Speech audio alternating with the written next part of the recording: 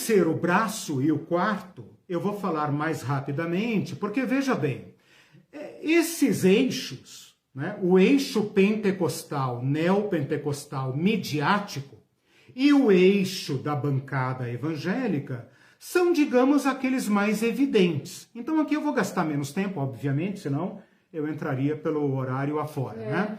Eu queria destacar aqui no eixo neopentecostal e pentecostal, obviamente, os nomes mais evidentes, Edir Macedo e Silas Malafaia, né?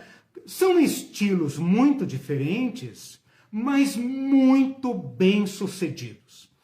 O Edir Macedo, que é, digamos, a igreja neopentecostal por excelência, é o modelo padrão de uma igreja neopentecostal, traçou a estratégia política mais bem-sucedida de todas as outras denominações. As outras igrejas, que também agora têm seus políticos no Congresso, se espelham no projeto da Igreja Universal. Qual é esse projeto? As candidaturas corporativas. A Igreja Universal indica nomes para o seu rebanho e orienta, daquele jeito que vocês sabem, né, o seu rebanho a votar nos seus candidatos. Resultado, a estratégia da Igreja Universal é altamente bem-sucedida. Ela é responsável pelo fracasso daquela tese antiga, irmão vota em irmão. A Igreja Universal criou um outro tipo de fidelidade, a fidelidade corporativa, a fidelidade denominacional.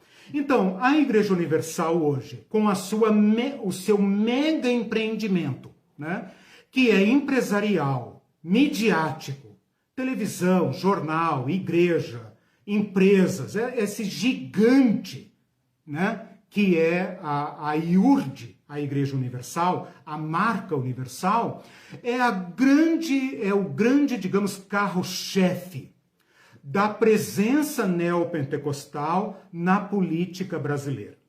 Eu queria indicar aqui para a leitura, né, uma leitura sucinta, uma leitura simples até, bem voltada para o público evangélico, de um livro escrito em 2008 por Edir Macedo e outro bispo chamado Carlos Oliveira, chamado Plano de Poder. Foi lançado em 2008. Né? Ali, ele não demonstra claramente a sua conexão com o dominionismo, quer dizer, ele não entrega as fichas para estabelecer a sua dependência, né, epistemológica dos Estados Unidos, mas ele usa a mesma ideologia. Então, ele não defende uma teocracia. Todo mundo tenta se afastar desse reconstrucionismo mais radical. Mas ele menciona Gênesis 1:26, que é o texto básico da teologia dominionista. Deus deu domínio ao homem. O homem perdeu. Portanto, agora os cristãos recuperaram. Então, cabe aos cristãos dominar o mundo. Os caídos, eles vão para o inferno mesmo. Né? Você vai entregar o domínio, você vai entregar a escola, os conselhos e não sei o quê, o Congresso, os juízes, os tribunais, etc., as universidades e tal, para pessoas que vão para o inferno. Não. Nós temos que colocar lá pessoas da nossa igreja, pessoas da nossa ideologia. E ele chega a fazer um cálculo. Ele fala, nós somos 40 milhões de pessoas. Esses números são, assim, maravilhosos, né? Cada um chuta mais para cima e tal. E agora o Bolsonaro não vai fazer o censo 2020, né? 2021, então os cristãos vão ficar aí chutando para baixo ou para cima, né? Quanto nós somos desse país, desse pobre país brasileiro, né? País da República Brasileira. Ele fala, nós somos 40 milhões. Com 40 milhões nós podemos assumir o controle de todas as áreas da República, com todas as áreas da sociedade. Então mostra que a Igreja Universal carrega dentro do seu projeto uma ambição totalitária, também religiosa. O sonho dela é carrear para o seu partido, o PRB, né, os partidos que ela controla, carrear para dentro desse partido o voto evangélico. Por sorte, por sorte, eles não se entendem, né? E então esses coronéis se batem, e graças a Deus eles permanecem extremamente divididos. Porque se eles tivessem conseguido lançar partidos evangélicos, aí vocês iam ver, né? Eu tive a cara de pau de procurar se os evangélicos tentaram fundar partidos. Eu achei no Diário Oficial da União o registro de um partido chamado PALEM. Não é pro além, não. PALEM. Partido da Aliança Evangélica Nacional. Depois surgiu aí um tal de PEN, né? Eu desconfio que o nome original era Partido Evangélico Nacional, mas para não ficar muito feio, não dá muito na cara, o projeto eles colocaram Partido Ecológico Nacional. Partido Ecológico tinha que ser uma coisa da Marina, mas não tem nada a ver com a Marina. Então ele finalmente mostrou a cara e se chama Partido Patriota. E é controlado por evangélicos. Tem um tal de Partido Honesto Brasileiro. Esse acho que nunca deu certo, né? Porque talvez não encontraram candidatos honestos para se filiar. O certo é que não deu certo, não foi registrado. Bom, os crentes desistiram de ter um partido evangélico, mas não desistiram de controlar partidos. Então a Universal controla pelo menos um partido. E as demais grandes igrejas, Assembleia de Deus, pelo menos, né, tentam registrar seus próprios partidos. Não são partidos evangélicos puristas, não são partidos religiosos, mas são aí esses tipos PSC, Patriota, PRB, esses partidos do Centrão, né? Partidos de aluguel, vai. Partidos de aluguel, né? Partidos que podem ser cooptados e tal, né? E o Malafaia, bom, Malafaia não preciso nem dizer, o Malafaia, eu só vou mencioná-lo aqui porque o Malafaia fez duas notas sobre o Malafaia. Não preciso falar sobre ele porque ele é o pastor midiático, né? Enquanto o Edir Macedo é o cara das sombras, né? Cara que de fala mansa, que aparece pouco e tal, é um estrategista de bastidores. O Malafaia é o cara do palco, é o cara barulhento, é a cara política da igreja, né? Então, o Malafaia, ele tem dois pontos extremamente importantes. Ele assumiu a pauta moral. Guardem isso. A igreja evangélica, tradicionalmente, ela tinha algumas pautas. Ela era totalmente anticomunista e ela tinha medo da Igreja Católica. Se você observar o histórico da bancada evangélica, e aqui eu já vou entrando também na bancada evangélica, duas preocupações levaram os evangélicos à política. Medo do comunismo e medo da Igreja Católica. Medo da Igreja Católica ser igreja oficial, medo da Igreja Católica obter vantagens políticas junto ao Estado brasileiro e tal. Então, esse temor sempre fez os evangélicos ir para a política. O comunismo caiu, né, lá pelos anos 90 e tal, ficou meio... agora foi ressuscitado. Mas o comunismo perdeu força, a igreja evangélica ficou meio sem pauta, a Igreja Católica ficou muito combalida por causa dos escândalos e etc, etc e tal. Resultado, o que unifica agora, a única pauta em torno da qual os caciques evangélicos conseguiram mobilizar o eleitorado evangélico para atender seus projetos é a pauta moral. E o cavaleiro dessa pauta moral, o cavaleiro apocalíptico dessa pauta moral, apocalíptico no sentido popular, não no sentido teológico, né? É o Malafaia. O Malafaia com aquele projeto PL 122, o projeto 122, né?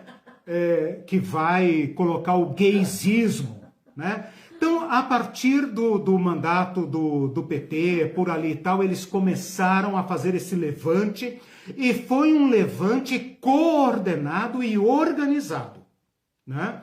Então, o Malafaia tem essa bandeira para levantar, ele é a cara da igreja na pauta moral, né? Então, é ele que vai fazer todo o barulho com respeito aos direitos humanos, à união civil de homossexuais, a aborto, essa coisa toda, né? A igreja não discute política pública, ela simplesmente faz disso um terrorismo para convencer os crentes a aderirem aos seus candidatos.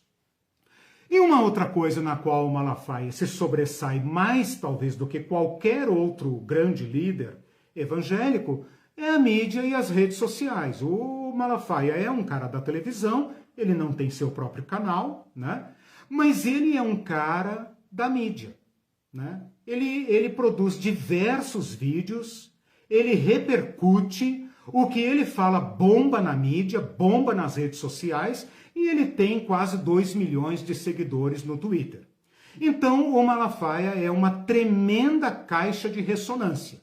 O que ele falar, ele estremece os poderes da República, né? E a classe política, a bancada evangélica, sabe disso. Então, o Malafaia exerce aqui esses dois grandes papéis. Claro que, junto com isso, todos os demais pastores de mídia, né, se colocaram a serviço deste projeto.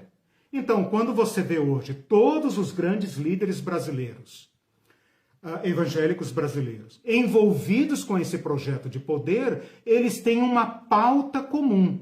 Qual é a pauta deles? É a pauta de ocupar todos os lugares estratégicos da sociedade. Qual é o pretexto que eles usam? A pauta moral. O Bolsonaro, se você analisar a participação, a carreira política dele, nunca deu a mínima para a pauta moral. Ele passou a defender a pauta moral quando se uniu ao projeto de poder dos evangélicos. Okay? Então é Reis Soares, Valdemiro Santiago, a Renascer, Marcha para Jesus, todas essas caixas de ressonância se uniram em torno de um projeto de poder. Então, se você se perguntar, o que aconteceu com a igreja brasileira? A igreja brasileira era tão desunida, a igreja brasileira fragmentária e tal, o que está havendo? É um mover do espírito? É, um mover do espírito dominionista. O projeto de poder os uniu. Então, quando você vê aquela cúpula de apóstolos, líderes, etc., todos juntos, você pode saber que há projetos de poder por trás. O que está em pauta ali não é a evangelização do Brasil, como se falava 40, 50, 60, 70 anos atrás, né? É um projeto de poder. Para ser muito rápido agora, falando sobre a bancada evangélica, eu só preciso que vocês entendam o seguinte, eu vou gastar 5 minutos falando sobre a bancada evangélica. Eu só preciso que vocês entendam o seguinte, os evangélicos participam da política desde o governo militar, da Constituinte, do governo Collor e tal. Não tem nenhuma novidade nisso. Porém, é importante você saber aqui, pelo menos, 3 informações. A bancada evangélica, como bancada, como frente parlamentar, ela nasce em 2003. 2003, você deve se lembrar, é o primeiro ano do primeiro mandato do Lula, certo? Fernando Henrique governou 2 mandatos, terminou em 2002. Em 2003 começa a era Lula, os 8 anos do governo Lula. Ali, os evangélicos conseguem se organizar como uma das minorias políticas. Porém, ainda não é uma frente parlamentar, não é uma bancada, não tem poder. Você deve saber que a a divisão de poderes no Congresso, tem os grandes partidos que loteiam, né, os principais cargos, CCJ, etc, etc, etc, os cargos, diretoria, mesa, executivo, e tem as minorias, os pequenos partidos e tal. Então, nessa época do Lula, os parlamentares evangélicos eram uma minoria política. A bandeira deles era a bandeira da ética, né? Havia todo um trabalho dos crentes e tal para ser a presença evangélica lá. Porém, esta bandeira foi queimada no envolvimento de diversos parlamentares evangélicos nos esquemas de corrupção, inclusive no mensalão. Pelo menos 28 parlamentares da bancada evangélica, que ainda não era bancada, né, foram investigados na CPI do mensalão, CPI do sanguessuga, etc, etc. Então, a bancada fica aí meio que na corda bamba, né? Mas eles começam eles começam a ficar descontentes com a política do PT. Não por causa dos problemas políticos do PT, não por causa do mensalão, esse tipo de coisa, por causa das pautas dos direitos civis. O PT do Lula fez um acordo com diversos segmentos e também, evidentemente, tinha uma pauta política a cumprir, a pauta dos direitos civis, a pauta de reconhecer dignidade a diversas minorias. Isso desagradou a sociedade, desagradou o rebanho evangélico e os crentes perceberam aí a sua grande oportunidade de se descolar do mandatário de plantão, porque vocês devem se lembrar que todos eles apoiaram o governo do PT, né? Silas Malafaia, Magno Malta, Edir Macedo, todos eles estavam lá com Lula, né? E eles começaram a perceber essa virada. Então, esse é o dado que vocês têm que prestar atenção. Essa grande virada vai se consumar no governo Dilma. A Dilma não tem o mesmo tato do Lula, não é uma articuladora política com a mesma habilidade do Lula, é pressionada pelo PT a dar andamento na pauta dos direitos humanos, da atenção às minorias, da política para negros, para crianças, para homossexuais, para estrangeiros, etc, etc, Bolsa Família, todas essas políticas de minoria, e os crentes percebem um certo arrepio em relação às pautas morais. Ao invés de assumir esses temas e dialogar com eles, o que a bancada evangélica faz? Assume a pauta moral como pretexto para desenvolver seu projeto político. Portanto, no governo Dilma, 2010 a 2014, eles ensaiam essa virada. Se vocês se lembrarem, em 2010, o que determinou a campanha política foi a questão do aborto. Quem era a favor do aborto? Quem era a favor do aborto tinha que responder. Se não me engano, foi nessa eleição que a Marina titubeou, deu uma resposta meio evasiva, Silas Malafaia partiu para cima dela, ela recompôs e tal, e aí se perdeu completamente. Eu não me lembro se foi 2010, 2014. Mas é nesse período aí, né, de 2010, 2014, que a pauta moral entra na política com força total. É a época da CPI da pedofilia do Magno Malta, é a época em que a bancada evangélica, que é assessorada pela Damares, faz audiência pública para alertar a sociedade a respeito do material que estava sendo ensinado nas escolas com combate à homofobia, né? E é neste período que a Damares aproxima o obscuro candidato do baixo clero, chamado Jair Bolsonaro, que era do baixo clero, um cara obscuro, eleito por militares do Rio de Janeiro e um pequeno grupo lá.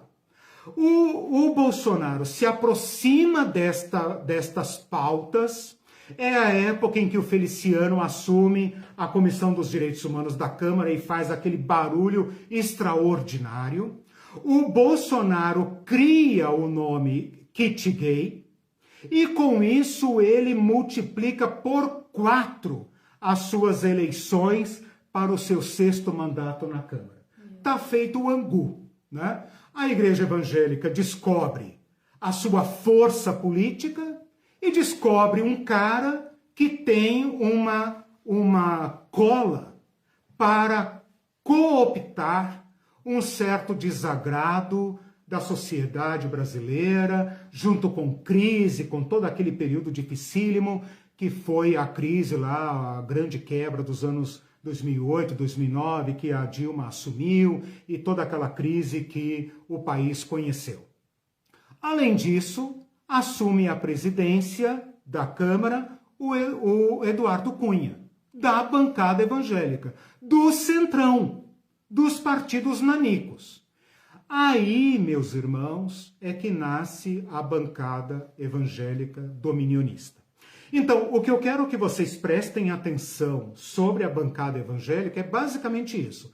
Ah, sempre existiu evangélicos na política, etc, etc. Tá, ok. Mas ela vai crescendo, ok, ela vai crescendo porque existe um interesse dos crentes em participar do jogo. Em 2010, esta é a data. 2010 ocorre a grande virada, né? Essa grande virada é a adesão a um projeto de poder, a sombra do que está acontecendo nos Estados Unidos, né? E então ocorre esse giro ideológico da bancada evangélica. Então essa bancada evangélica que a gente tanto fala, nasce formalmente como bancada, agora, deixa-me ver aqui, em 2000 e... deixa eu ver se eu tenho aqui a data, mas é 2014, deixa-me ver, 2013, é no mandato da Dilma, em que ela nasce formalmente como bancada, e agora ela tem poder na República. E agora ninguém mais se elege, ninguém mais governa sem atender à pauta moral da bancada. Quero deixar muito claro que a bancada evangélica assumiu essa pauta por pretexto e por oportunismo de um projeto político. Por isso ela não tem proposta nenhuma nessa área.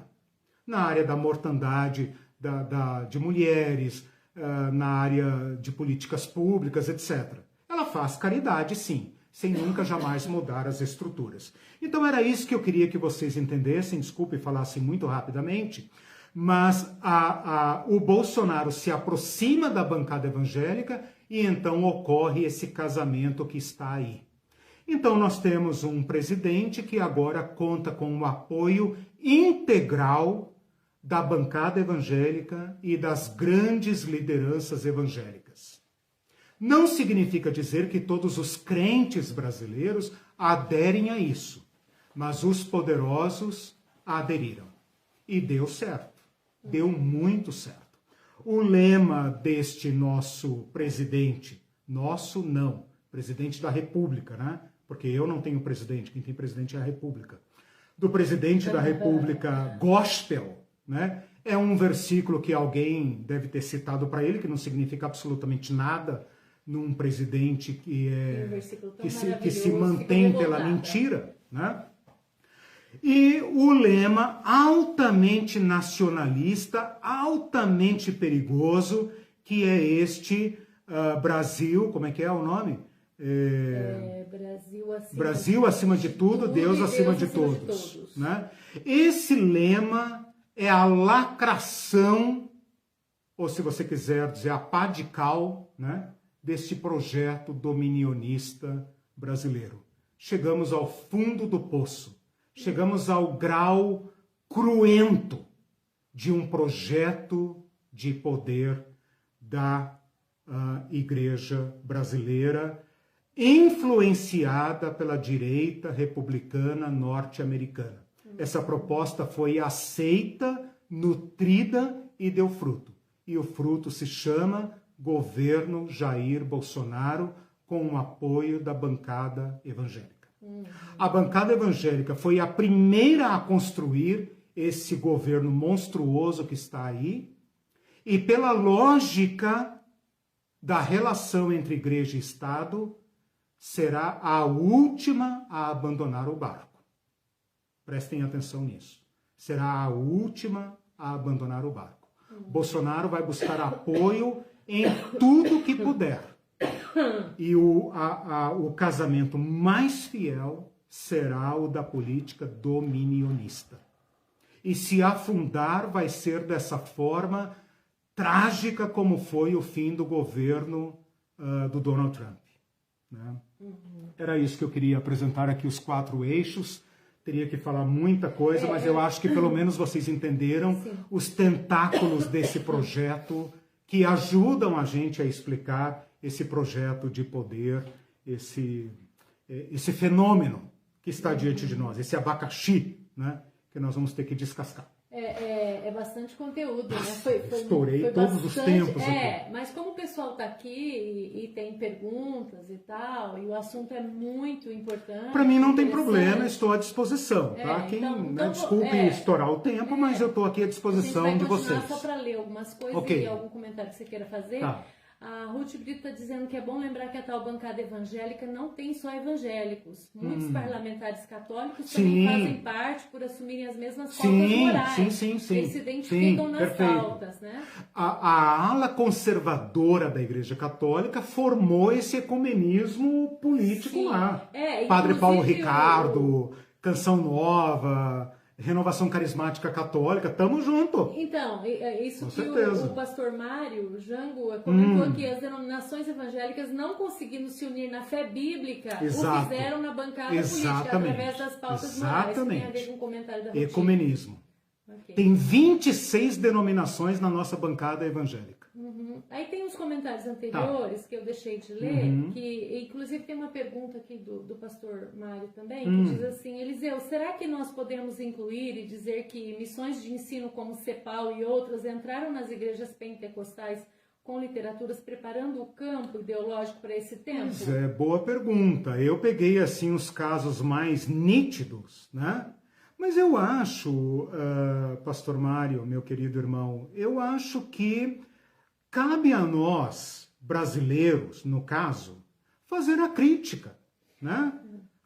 Nós temos que ter essa autonomia de fazer a crítica dessas propostas. É claro que as nossas igrejas todas vieram da América do Norte, que muitos missões e serviços de apoio, editoras, seminários, igrejas, missões, tribos indígenas, etc., né?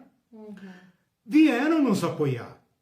O que nós temos que fazer agora é a crítica, ou nós vamos continuar consumindo, né, a teologia enlatada. Então, assim, eu não tenho condições de responder claramente, mas eu colocaria todas sob suspeita. A Claudete Coutinho respondeu. Colocaria todas sob suspeita, sim. E ela disse: é claramente visível que sim. Conheço livros e revistas, muito treinamento. Não vou colocar nomes de revistas e jornais para não comprometer. Exato. Eu faria esse filtro, eu acho que é extremamente saudável. Especialmente pelo estado em que nós chegamos, né?